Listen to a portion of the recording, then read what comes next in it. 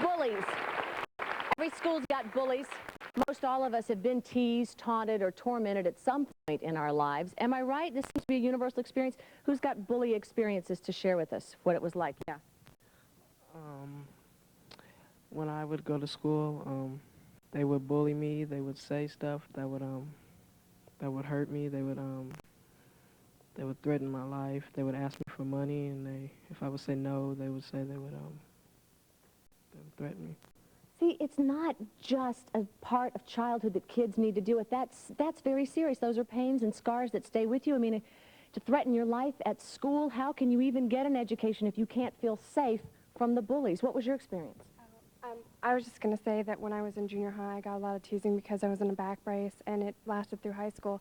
And it was very traumatic for me. It was getting to the point where during recess and lunch, I would just stay in the bathroom and cry because I didn't want to suffer from all of the abuse. And it was very hard for me. And you have to learn that it's like it either makes you stronger or it kills you. And so I endured it, and I feel like I'm a better person for it. But sometimes it's hard. And it could have gone the other way, too. And sometimes it is a very private pain. The big question is, why the heck do the bullies do it? Some of them say, oh, it's no big deal to pick on other kids. I want you to meet Gina. Would you stand up with me, please? Now, this is Gina. She's 17.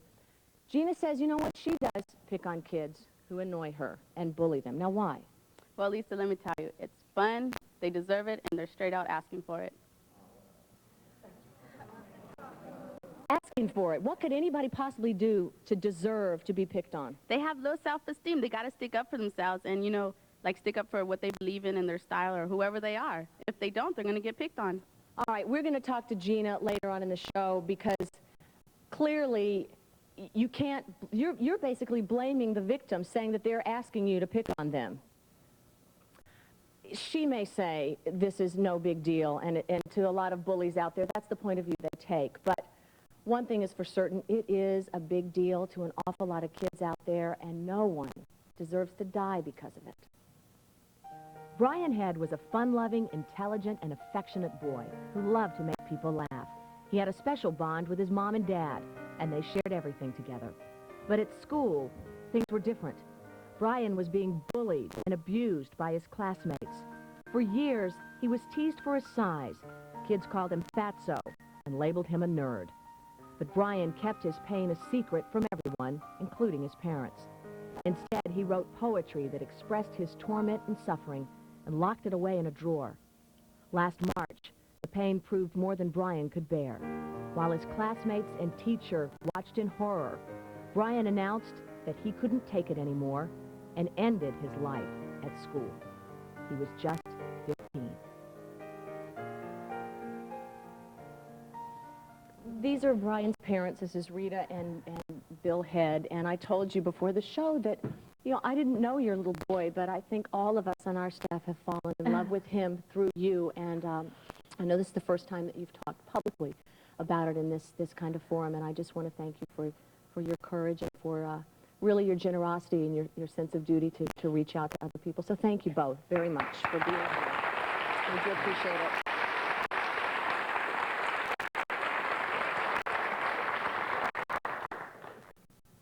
How did you first find out about it, Rita? How did you first get the news? I was at work. It was just a normal day as far as I knew. The sheriff came out to where I work, and someone had me go into an office, and he was waiting for me there. And when I saw the sheriff, I thought Bill had been in an accident. I thought there'd been a car accident. And I said that, I think. I said, you know, what's happened to Bill? And the sheriff said, no, Miss Head, something's happened at school. There's been an accident at Brian's school. And I thought, well, you know, God, what happened to Brian? Fall down the stairs, or, you know, what's going on? But then he said no, and he took my hand, and he looked into my eyes, and he said, this is very hard for me to tell you, but Brian had a gun at school. Brian shot himself. And he said, Brian's dead. And I just couldn't believe it. I mean, what were those words? They weren't making sense.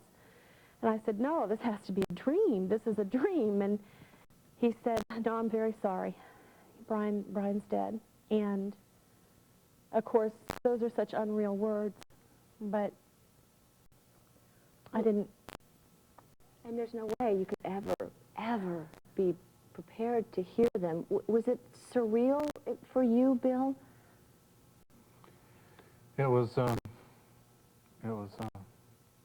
very difficult, yet, because when I got there and I saw the sheriff's car out there, and I noticed it was from the county that we lived in, and it didn't seem to be the right place for his car, and I had been called down there told my wife had passed out.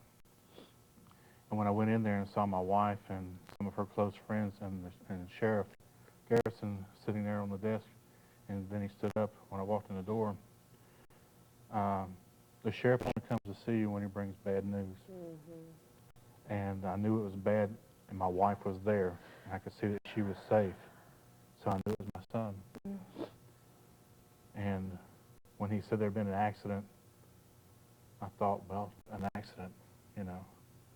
And as he started to explain briefly what had happened, I was almost in step. I knew what was getting ready to come out of his mouth when he said that he hadn't survived. And it was a very strange feeling to think that our son, of all people, who has very intelligent, articulate, had an IQ 136, was in the poetry and arts and looked like he was going to be contributing to the world in a very creative and gifted way, that a child like that, who came from a loving home where we didn't have problems, he had every material and emotional support that a child could have, and we had worked all our lives for that he was gone. This was your only son, your only child. I know that your world revolved around this boy. He left for school that day, and you had no way. He said, "Bye, Mom." No way of knowing. I gave him a hug, and he hugged me back, and he said, "Bye, Mom." And I said, "I love you." And he said, "I love you too." Everything seemed like it was normal. It was our normal morning routine, you know. Was it when you were making the funeral arrangements, or when did it really hit home to the two of you what he had endured and what was going on there to create such a deep sense of despair? Well, I think what probably did it was when we found the poetry. But we did not know that he was still being teased and tormented that year. We really thought the corner had been turned. He'd been teased and tormented in school a lot. It had really followed him. It had been relentless. But it was his sophomore year, and when he started school that year, and I would ask him how things were going, he said fine. Mm-hmm. He wasn't telling us about being picked on, about the name calling, and we weren't getting any reports like that from the school. So we thought the corner had been turned. But we found out through interviews of students and classmates after his death who saw that it had still been going on relentlessly, and the poetry that I found, that he just really expresses the pain. And I think when we thought about it afterward, that our feeling is that he was 15 and a half, and I think that he had decided that, hey, I'm too big to go cry to Mom and Dad. And I think he was trying to just handle it on his own, like be a man. So much for a young And it just kid. it overwhelmed him. He couldn't handle it. It broke him. And I'm sure he didn't want to disappoint you or worry you, and it was this private hell that nobody came forward and let you know that you needed to We worry. had no idea. And Brian was always such a happy kid. I mean, he had not changed one iota in front of us, but this pain that he was going through, he was just putting it inside and hiding it. The pain, as you say, is probably best expressed in his own words through the poetry that you mentioned you found tragically after his death. I want to just read a little bit of that to you today, because it breaks your heart. It's so expressive and so brilliantly constructed and so full of suffering. One of his poems says, "They still cannot see the pain on my face, the pain that their eyes bring to bear when they look upon me. They see me as an insignificant thing, something to be traded, bangled, and mocked."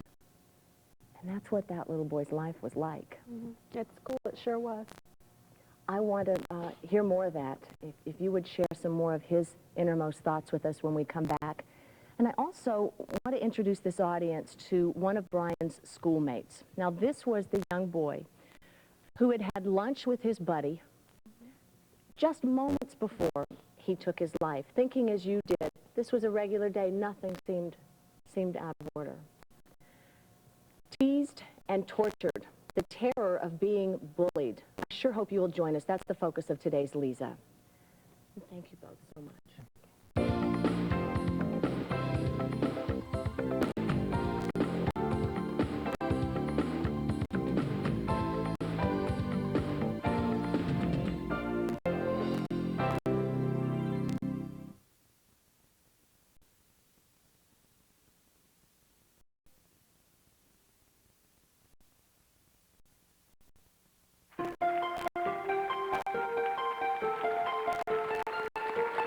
Thank you very much for being here today. We're talking exclusively with Rita and Bill Head, whose only son, Brian, ended his life last year at school. He was being relentlessly teased and tormented by his classmates, by bullies.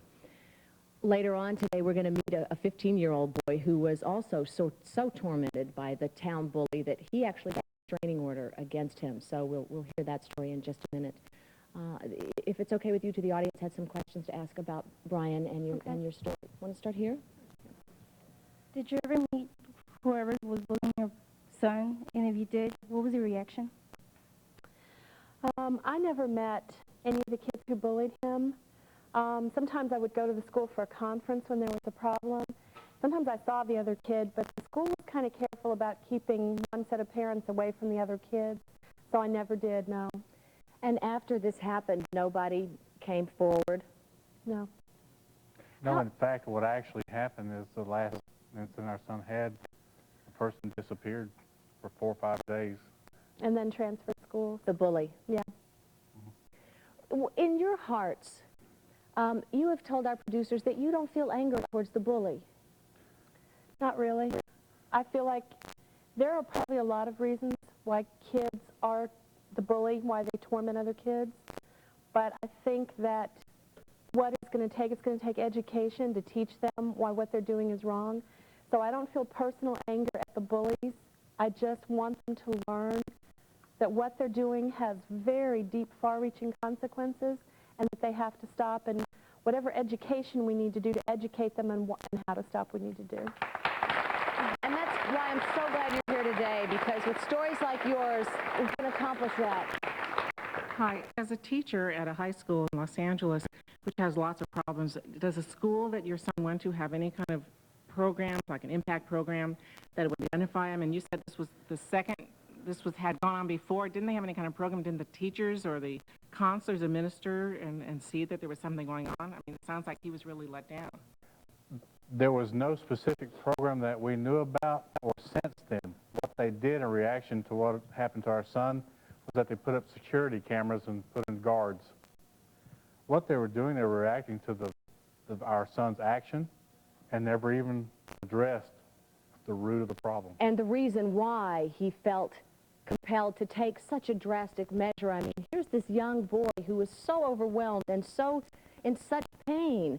He knew you loved him. He had a great life, except for what was happening at school, which proved in the end too much for him.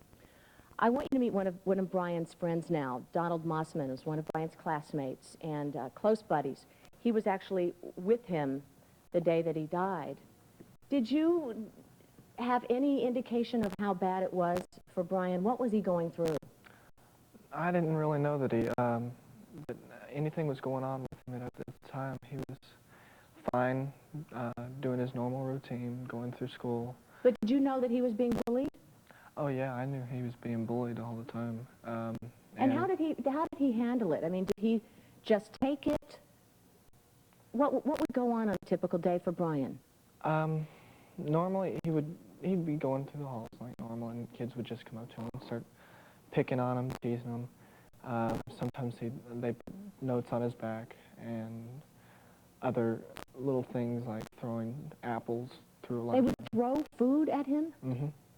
At one point in time, he was in the lunchroom playing cards with me, and a few of my friends, and they just, one kid stood up and threw an apple at him and hit him on the side of the shoulder.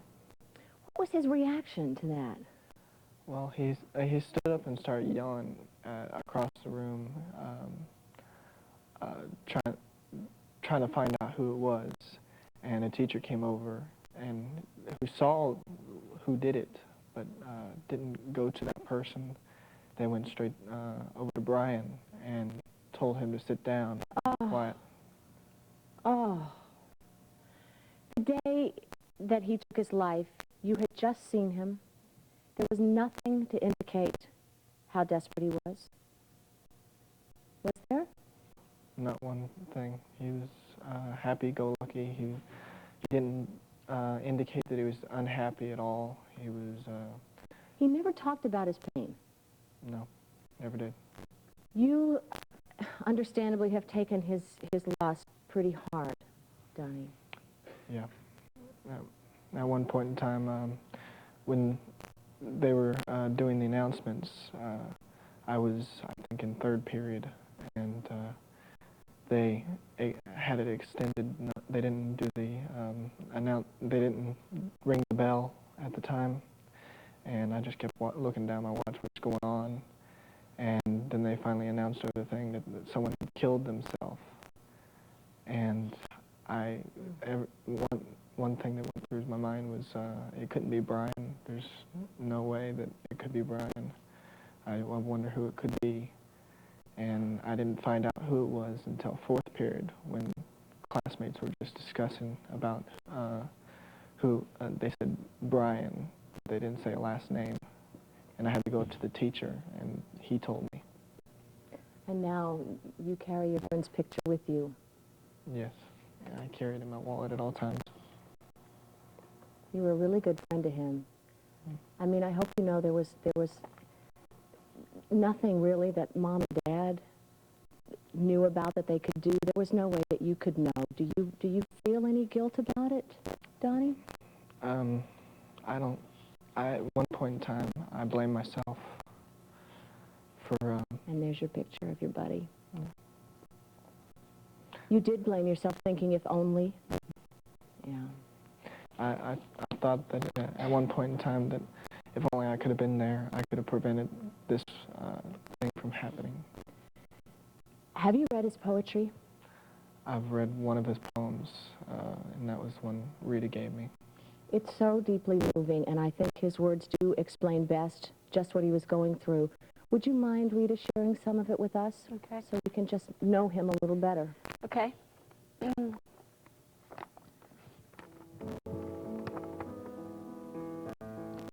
Only those who are normal are ever given any respect.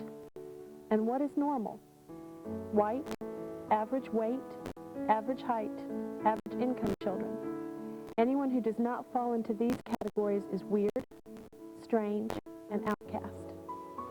The normal children are vindictive and cruel, thanks to their upbringing. They don't care how one feels, or that one just happens to be different. One is an outcast, not fit for humane treatment. One's life means nothing. It is a plaything for their amusement.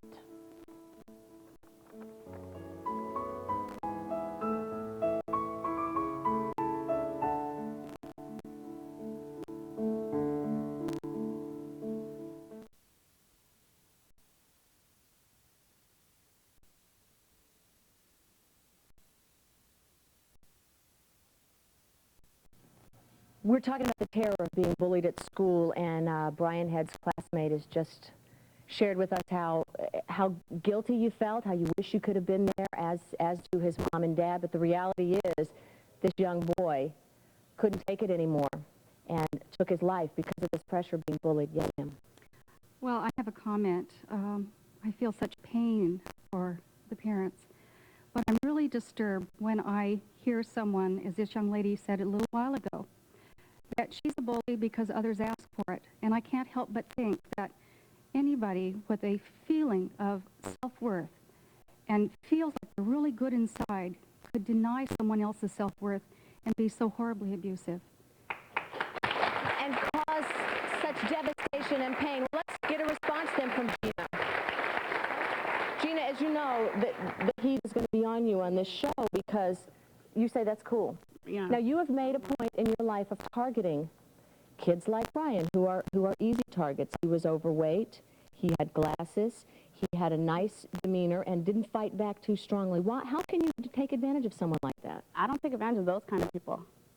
I feel sorry for them. I mean, it is sorry, you know what I mean? But I, like, pick on people that I feel deserve. I don't think he deserved it because But you told our producers you picked on people if they were bookworms, if they read too much, if they were ugly. You know, you would push them in the hall. Why do they deserve it? Those are the ones that gave attitude to me when I asked them, like, there's this one girlfriend, she was a bookworm, and I asked her, so you like to read a lot? And she's like, what are you doing, calling me a nerd? And she got attitude with me, so then I start teasing her about it and stuff. How do you know? They give you attitude. How do you know what's really going on inside somebody's heart? How do you know how fragile another person is, that maybe someone you pick on might end up to be someone like Brian, who just has had it? How would you feel if that happened to somebody that you picked on? You know what? It's oh well. It's not me. It's oh well? Oh well. They couldn't handle it. You know what?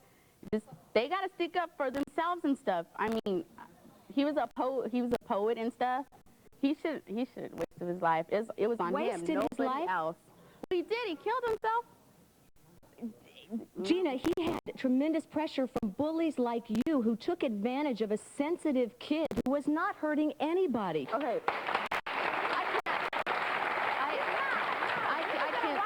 can't talk to you. Don't even let me respond. Yes, I think that bullying is another form of racism, and that's what we're trying to overcome in this world nowadays. One great man once said this: we must learn to live together as brothers or perish as fools.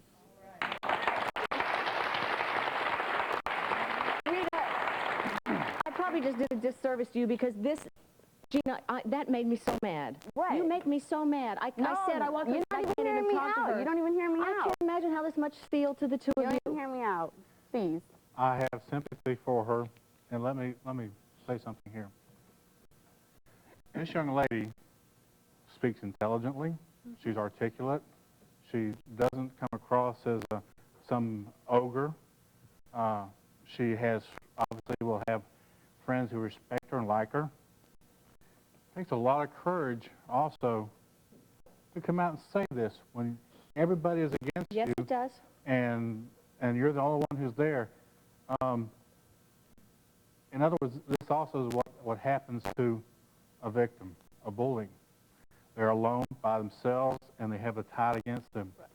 The thing that's very disturbing that we have found in doing readings for people who have done research is that bullies basically have a lack of respect for other people's feelings or emotions, and because they don't empathize or they're not concerned about that, it really doesn't matter whether it's coming from not really thinking or not being aware or not caring. But what happens is that she is setting herself up to fall into a statistic where they found out that bullies have about a 5 times greater chance of winding up as criminals and convictions before they're 21 than the average population. Yeah, I want to reject my point of her because I've had this problem and I've done it to other people too, but I don't know how she can stand here and say that because, I mean, I'm reflecting on what she's saying now because I've been there and everything, but only because you have more power than me does not mean you can bully me. If I have more power, so that means that because I have more power than you, I can come kill me. What? Bully Kick you? my ass? Right. Is that your thing? That's what I'm saying. Try it then. That's what I'm telling you. That's the attitude No, right there. I'm not a violent person. Y'all are getting me wrong. I'm not violent. You're acting like that right now. No, I ain't putting no gun and killing people or going up and people and socking them. I'm talking about violence. But Gina, explain to me, what's the point of it? What is the point of it? To make you feel good, to get your kicks? So that you can feel powerful? Powerful, well, somewhat. I somewhat feel powerful, but it's just I'm helping them. You're not helping them, though. Because then they'll stick up for themselves. You're Like, not. wait, can I ask a question to the parents? Yes. Did he have a problem being overweight? I mean, did he not like himself because he was overweight? He was very sensitive about it, yes. It was hard for him to deal with because society looked at him as not fitting in. It sure had hurt him. Okay, did he try to lose weight, or is this like... Yeah, he tried. He had my same problem. It was a real struggle. Okay, you know how there's... Okay, some people can't lose weight, right? Is that what's like... Genetic, yeah, there's a lot of genetics in my family. I would stick up for him. I wouldn't bag on him because of that. No, and that's the only people, like the fat people that I would mess with, those who don't try to lose weight and just shove food in their mouth. Well, but come on, you know, that's like having conditions for people who can be bullied on. This one's okay, this one's not okay. It's not okay to bully anybody. You know how she said she was stuck up for him? Well, I mean, like him, some other kids probably because they're ugly. It's not their fault they're ugly, you know. The way she goes and bag on other people because they're just ugly, that's not right. It's an opinion. Not even an opinion. Let me tell you about the people we're going to meet when we come back. This family knows this experience as well as anybody, and better than anybody in this room. Christian has been bullied from the time he was 4 years old. And he started standing up for himself, and you know what? Over the years, it beats you down to the point where, you know, sometimes these kids lose their voice. He came dangerously close to having a tragic ending to his life, like Brian. Their story, the stamina, the courage, the love is overwhelming. So when we come back, we'll meet this family right after the break.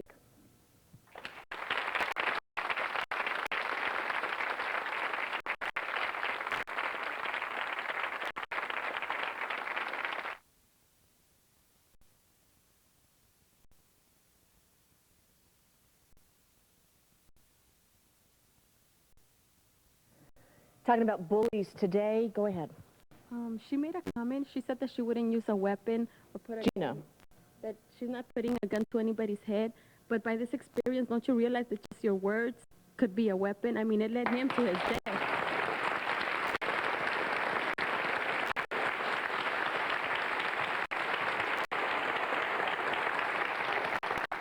That's true, but, okay, people say the bullies have low self-esteem. That's low self-esteem then. That's them. They got to live with themselves.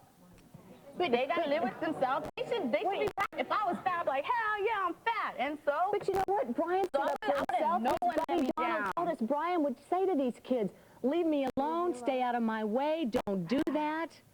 Okay, look, people don't say I dress within the norm or something, right? But I stick up for my style and who I am. This is who I am. You don't like it, don't look my way, whatever. But I stick up for myself, for my style, and no one begs on me. If I was fat, I'd be like, yeah, I'm fat, and so fuck it. Yeah, but you know what? Fat.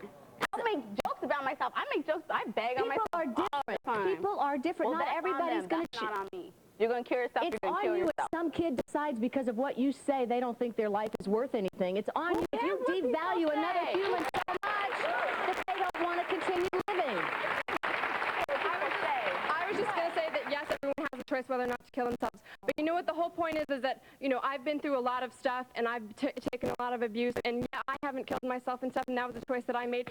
But you know what? Leave them alone. Leave them alone. Nobody's perfect. I mean, I'm not even going to get into the insults or anything, but nobody is perfect, and how you choose to carry yourself doesn't matter if you're overweight, underweight, you know, if you choose to dye your hair or wear a nose ring. That's not exactly normal. And you know what? Everyone has the choice to look how they want to look, dress how they want to look. And you know what? I'm sure in certain societies people would bag on you or make fun of you for your choices, but it's okay for you to have those choices, and you should be able to do it without suffering all of the insults. And that's all, you know.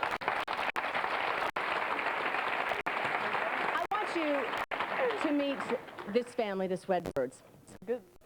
This is 15-year-old Christian, and also his parents are here today, Arlo and Darlene. Is this hard for you to listen to? It's very typical. You're so used to it. You're almost desensitized by this.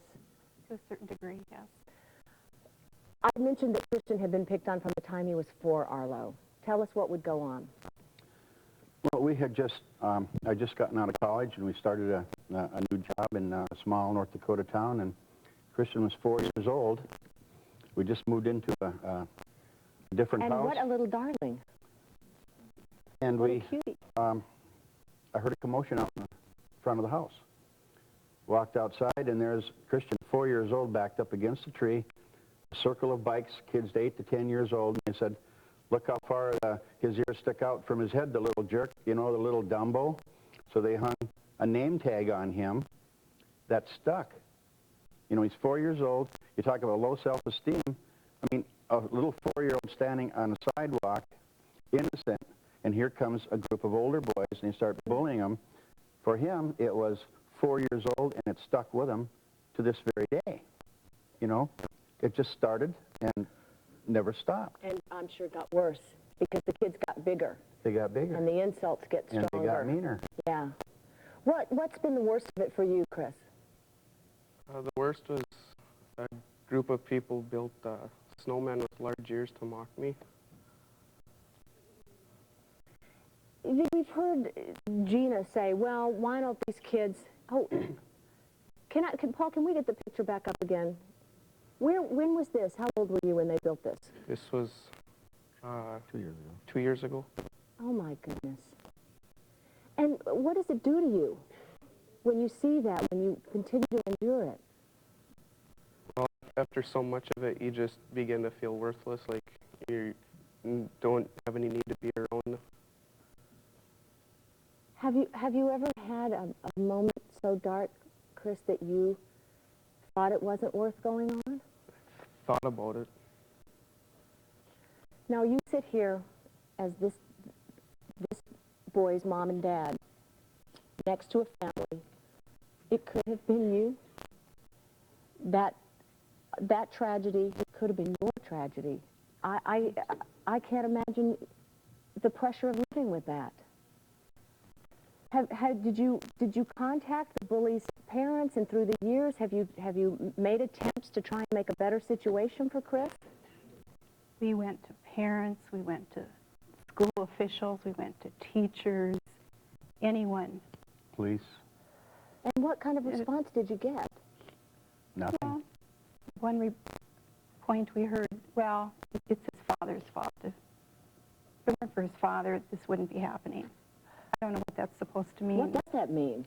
Well, it means that after, don't forget now, this started when he was 4 years old, but his bike had been stolen and wrecked 3 times, and we went to the parents and got restitution.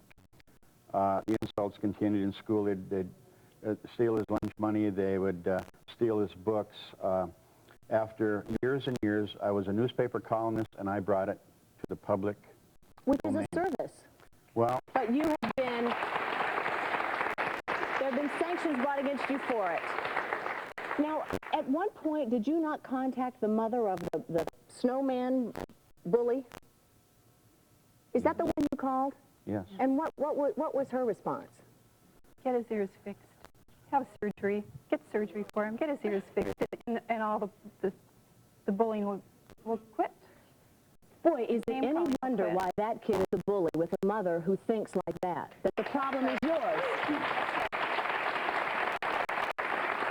I tell you what, Chris, you are a brave, courageous young man to be here today, and the whole show really is about young people like you. You have a voice, it is powerful, and I hope that you feel today it's being heard, because this has got to stop.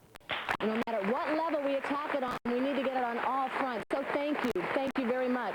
Still to come, let's get into that a little bit. Find out what parents can do to help stop bullying in schools, what the schools can do, and the heads, I think, have a great idea. We'll be right back.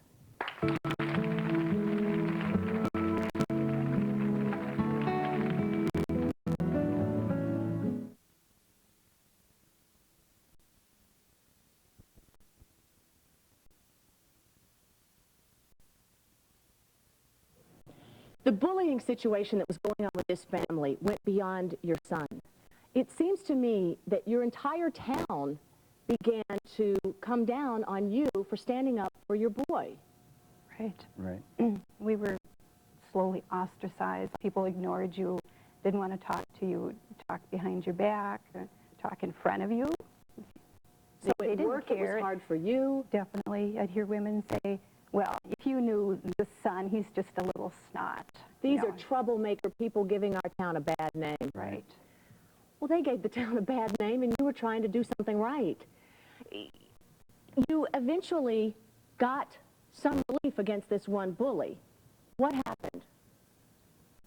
Well, we heard about the 1993 legislature in North Dakota passed a disorderly conduct restraining order in which we could probably get some relief. So we filed for a restraining order. And you got it.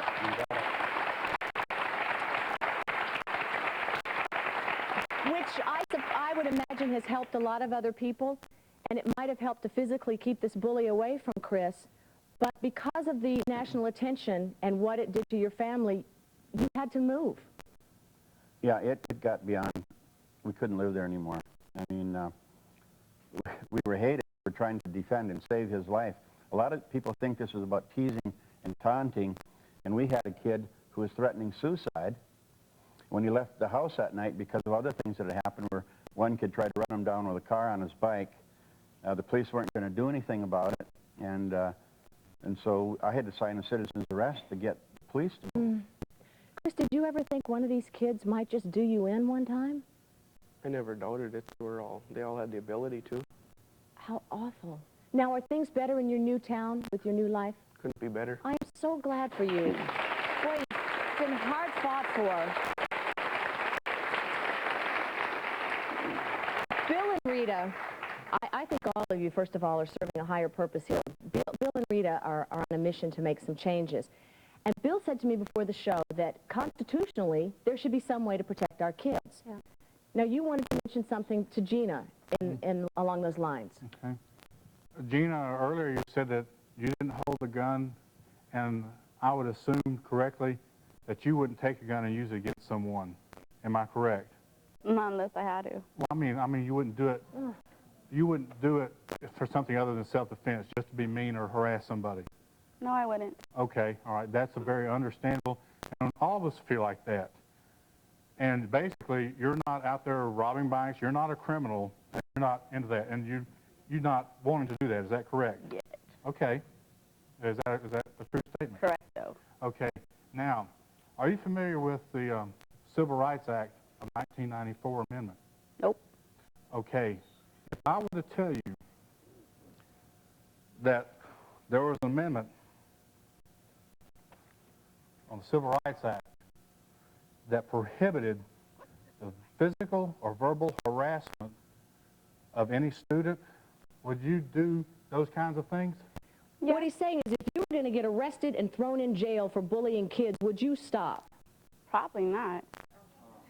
Throw me in jail, Okay, put the handcuffs on. Okay, all right. Now what I'm saying is that this particular action is pretty much falls through with this book that was written based on a study of where you're probably going to end up if you were to actually follow through the patterns in this book. But what I'm going to say this is that if knowledge of that law for other people in your situation kept them from doing these things, and it would keep them out of jail, would it be worth it?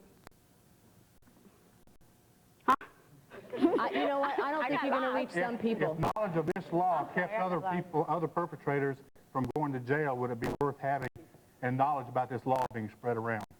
Probably not. Look at the crime. Look at murders and burglaries. People still do it, and they say you're going to go to jail. Look at drugs. You're going to go to jail. If you do, people still do it. But you know what? I don't think it's hopeless, and I don't think everybody is as cynical about it as you are, and I think it's still worth a try, and I think it's a really fine idea. We're going to get some advice from a former victim. This man is a very good friend of the show's here, and he helped us put this program together. How to fight back against bullies. We'll be right back. Tom Brown after the break.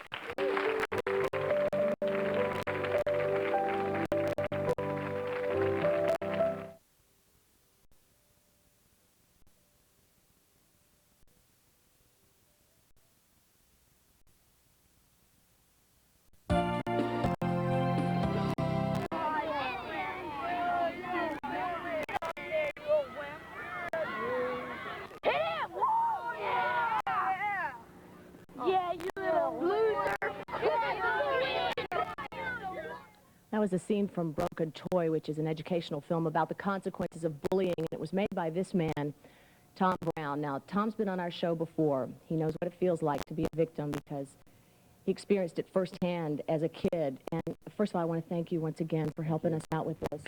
We really appreciate you. What in the world can we do about it? I think one thing we can do is quit saying to ourselves it's impossible to deal with. Quit saying that there's no hope for this problem, because I don't believe that. I believe there is hope for this problem. I've been in probably 200 or 300 classrooms just in the last couple of years with this program that I'm doing, and I've seen kids that were bullies cry after the program and during the program, which tells me that there really is hope for this. And there's people, running around saying, well, our kids are lost, their innocence is gone. Those are the kind of people that are adding to this problem by thinking that way. And, it's not lost. How does it make you feel to have Gina in the audience and to hear what you've heard many times before and probably takes you back to your childhood? Well, it's one of the things we do with our program. We don't try to pick on the bullies. And I always get a little uncomfortable when I see audience members turn on the bullies, But I will tell you one thing. I believe that antagonists are just kids. And the fact is, somebody did a disservice to Gina by not telling her early on in her life, in school where it's supposed to be done, that this is a serious problem, and there's children out there like, for instance, Brian, that are taking their lives. It isn't just the United States where this is happening. This is happening all over the world. Japan last year had an average, I believe, of 2 children a month that committed suicide because they were afraid to go to school. And our country is next in line for this kind of terrible statistic. Well, thank God there are people out there like you and the heads and all of you who are crusading with this. So, Gina, you're applauding this effort. Yeah, it's cool. Max, I want to talk to you. Would you stand up? I know you're a pal of Gina's. What's your reaction to what you've been hearing today? Well, I got a couple of comments. One for Brian's friend right here. I mean, if you were really his homeboy, you were his friend, you wouldn't let him go out like that. You would have stuck up for him when you would have seen him get picked on. See, me and Gina, when I first met Gina, she picked on me. She came at me wrong. But then, I came at her right. And, I go, well, what's up? What are you tripping on me for? And, ever since then, we've been good friends. And you guys are just, like, jumping on her like she's like the devil or something. But now we all stick together. That's what you need. There you go, babe. Your friends need to stick up for each other. Well, what do you think this guy could have done, though? What could Donnie possibly have done? Well, first of all, he could inform his parents about it. He could have told teachers, the faculty in the school, I mean, he just let his homeboy go out like that. That's too bad. Rita? No, that's not fair. It's not accurate. Donnie did Brian a lot of help, number one, by being his friend, by being the one that was there to share laughs and good times with him. When the name calling goes on, a lot of times it was not in front of Brian's friends. It was when somebody could get behind Brian one-on-one in the hallway where there was nobody that could go tell a teacher. Where he was defensive. That's right, when it slap happens. him in the back of the head and do the name calling. So a lot of times Donnie wasn't there when it was happening. And Brian was upset and embarrassed and ashamed and felt powerless.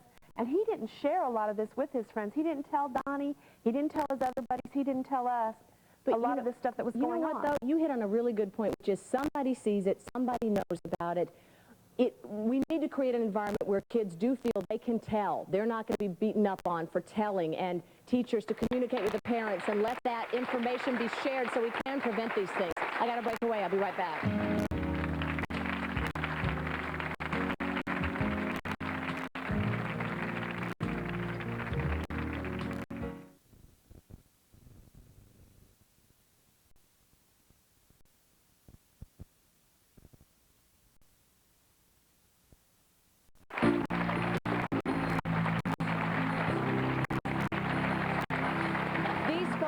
Rosalind and Floyd work with bullies and an anger management program. Now, you've been taking all this in. What are your reactions? I've heard a lot of terminology used. I've heard the term bullies. I've heard the term racism. What I haven't heard is the root word that is at the bottom of all that, and that's anger. And what we work with, what Floyd and I work with, are angry children, children who have turned anger inward or turned anger outward. And what we give them are techniques for coping, which obviously a lot of these kids don't have yet. How can we get that in schools? How can we make schools more aware of how sensitive the problem is? Tom Brown is taking his film around. I mean, it seems to me like we need a policy. We need some regulation.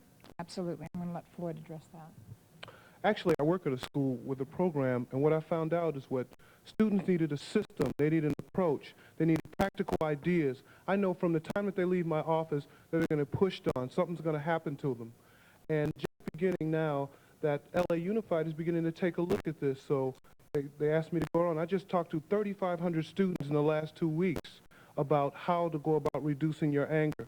There's a bigger problem too, Leeza, than just kids getting picked on. We have to take a look at, you know, TV, radio, and why is it that at certain times during the evening when our kids get off from going to school that they end up looking at the most violent kind of programs. And I think collectively as parents, as looking at Rita and Bill, and some of the other parents, that we can collectively pull together and begin to do something about this issue.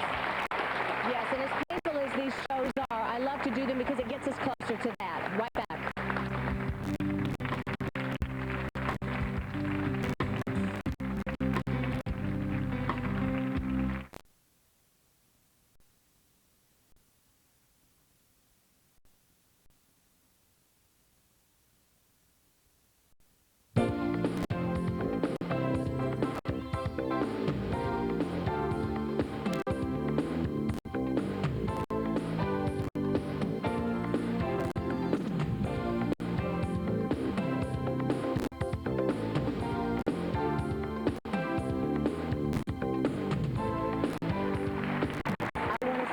Deeply indebted we are to you two, Rita and Bill. I'm so sorry for your loss, but I do feel that your son's voice is being heard today, and hopefully we can, you know, with your guidance, begin to work on this problem. So thanks to you very, very much for starting us off today, and to all of my guests, we deeply appreciate it.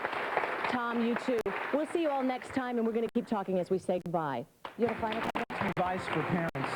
If you think this is a serious problem after watching the show, I think many parents out there are going to. Go to your school, don't request a campaign, don't ask, demand some kind of program to deal with this. Thank you, Tom. Yes, sir. I have a question for Gina, or a comment. After this, will you change your mind about how you pick on bullies and stuff? Hey, I know you're tripping balls, actually, if you think I'm changing. This did not get through to Gina. I think that she has a lot of anger inside her. That's why she's like making other people feel bad about themselves. She feels bad about herself. And we are out. Sorry.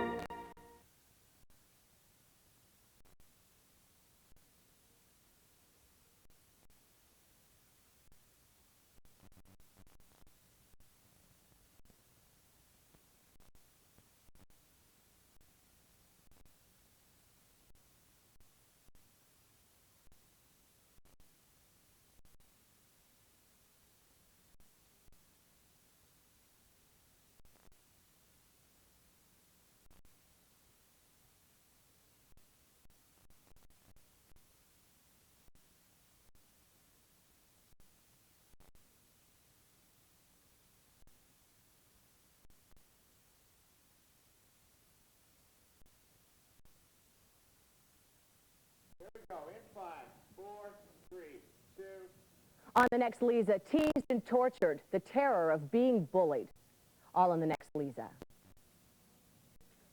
Teased and tortured, the terror of being bullied. On the next Leeza. We're clear. Thank you very much.